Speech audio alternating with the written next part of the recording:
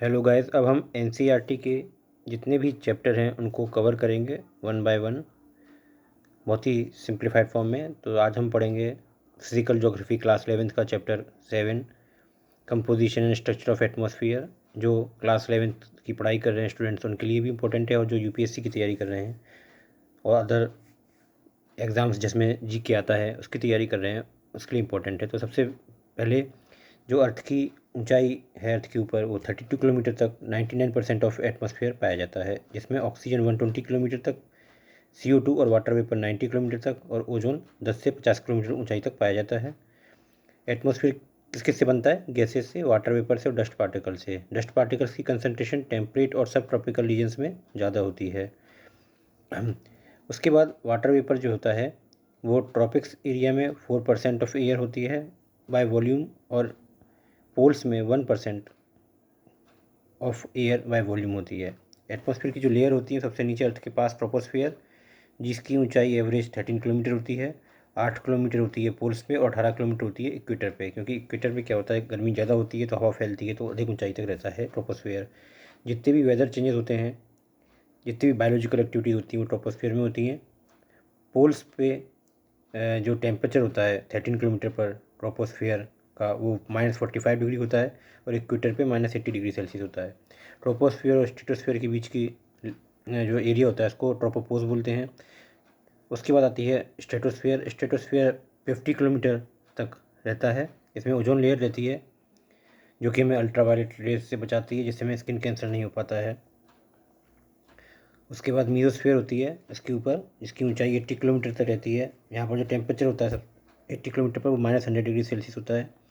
यहाँ पर जो मेट्योर्स होते हैं अगर बाहर से आने वाले वो जल जाते हैं। अगर मीजोस्फेयर ना हो तो जो मेट्योर्स हैं वो धरती से टकरा जाएँ, धरती को हानि पहुँचाएंगे। उसके ऊपर होती है आयनोस्फेयर या मैग्नेटोस्फेयर। इसमें आयन्स होते हैं। यहाँ रेडियो वेव्स रिफ्लेक्ट होती हैं अर्थ से आने वाली, मतलब जो रेडियो तरंगें होती हैं, हम रेडियो सुनते हैं, वो सब आयनोस्फेयर की वजह से सुनते हैं। आयनोस्फेयर की जो लेयर्स होती हैं वो नीचे से ऊपर की तरफ F1 और F2 होती हैं। इसकी ऊंचाई आयनोस्फेयर की 400 किलोमीटर तक होती है। और इसके ऊपर एक्सोस्फेयर होता है 400 से 29,000 किलोमीटर तक। ऑरोरा बोरियलिस और ऑरोरा ऑस्ट्रेलियास क्या होता है? एक्चुअली क्या होता है, जो सन से निकलने वाली जो सोलर विंड होती है वो कभी कभी इतनी तेज हो जाती हैं जो यहाँ इस लेयर में जो आयंस होते हैं उससे टकराती हैं, और एक चमकदार आसमान जो होता है वो हो जाता है। तो पोल्स पर उसे ऑरोरा बोरियलिस कहते हैं, और साउथ पोल में ऑरोरा ऑस्ट्रेलियास। उसके बाद जो नीचे हैं कुछ पॉइंट्स जो एनसीईआरटी में नहीं पर इंपॉर्टेंट है, आपको मालूम होना चाहिए। सबसे पहली चीज़ कि नाइट्रोजन जो होती है वो 165 किलोमीटर ऊंचाई तक पाई जाती है अर्थ में, और उसका जो परसेंटेज होता है एटमॉस्फेयर में वो 78% होता है। ऑक्सीजन जो है वो 21%, एग्जैक्ट होता है वो 20.9%। इसके बाद आर्गन 0.93%, उसके बाद कार्बन डाइऑक्साइड 0.03%, उसके बाद नियॉन 0.001%। इसके बाद ग्रीन हाउस गैसेस कौन कौन सी हैं, ये बहुत इंपॉर्टेंट है, कई एग्जाम्स में आता है। तो इसमें CCC यानी कार्बन डाइऑक्साइड, CH4 यानी मीथेन, उसके बाद chlorofluorocarbons, water vapour, oxygen, nitrous oxide और सल्फर हेक्साफ्लोराइड। इसमें से जो कार्बन मोनोऑक्साइड है, नाइट्रिक ऑक्साइड यानी NO और SO2 सल्फर डाइऑक्साइड, ये ग्रीन हाउस गैसेस नहीं है, याद रखना। इसके बाद आता है क्योटो प्रोटोकॉल। क्या है क्योटो प्रोटोकॉल? जापान में हुआ था, इसमें 1997 में। इसमें हमें ये डिसाइड हुआ था कंट्रीज़ के द्वारा कि हमें ग्रीन हाउस गैस एमिशन कम करना है जिससे अर्थ का टेम्परेचर ना बढ़े।